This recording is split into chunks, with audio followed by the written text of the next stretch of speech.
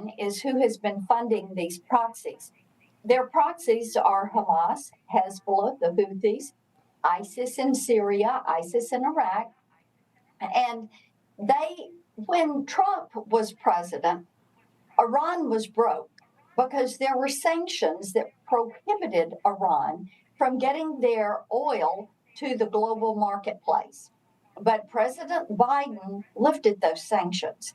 And when he did, Iran started to make billions of dollars selling millions of barrels of oil every week. So they went back to being the world's largest state sponsor of terrorism. And they're the ones that fund, train, equip, and support these terrorist organizations. And of course, we know that Iran funded, trained, equipped, and supported Hamas in the October 7th attacks. Indeed, and concerns as to what the reaction might be here at home as we look forward. Senator, I want to obviously talk about a lot of other news that we've been following, and that was yesterday on Capitol Hill, you and a number of your colleagues grilling the acting director of the Secret Service. And I think we have a short montage of that to play, and then I want to ask you about some of your line of questioning yesterday. Let's listen. Unfairly persecuted. Unfairly persecuted. Unfairly, we got people who are dead. Okay, you're refusing to answer the question. Let me ask, because the failures on that day were catastrophic. By the way, I don't want to know the conversation. I want to know who makes the decision. Senator, you brought some great questioning forward. You talked about a letter where somebody in the Secret Service, a whistleblower, came forward about the CYA motto going on right now within the agency. What are your takeaways from your exchange there with Roe and you know, his ability to answer the questions directly? He did not have answers for us, which was terribly disappointing. We need answers. We need to know who in the Secret Service was in charge on July 13th in Butler, Pennsylvania.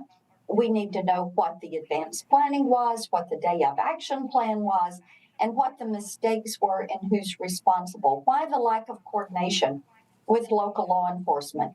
And in my questioning yesterday to Director Rowe, if he was going to allow these whistleblowers, like the one that came out yesterday morning, to actually be protected and to state their grievances.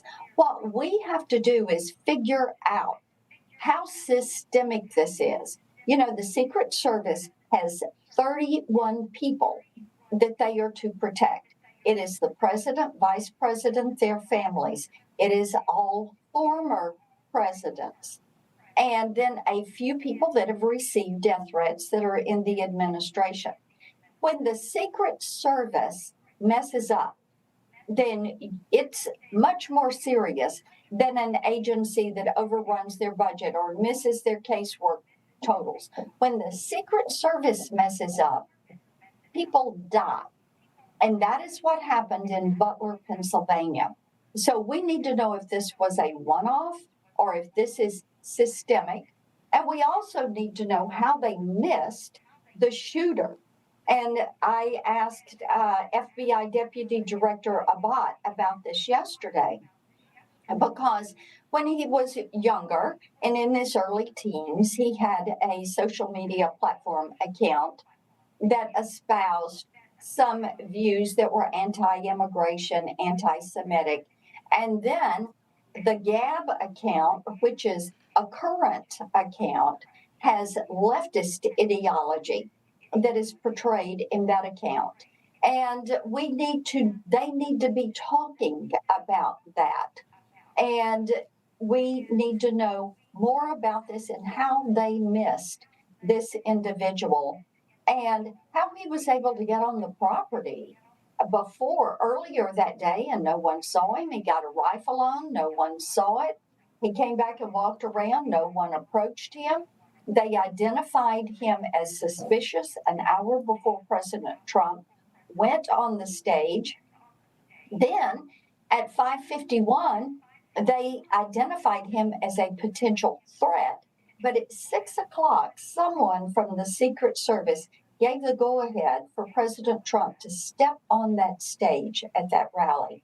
We want to know who it was and why they did it.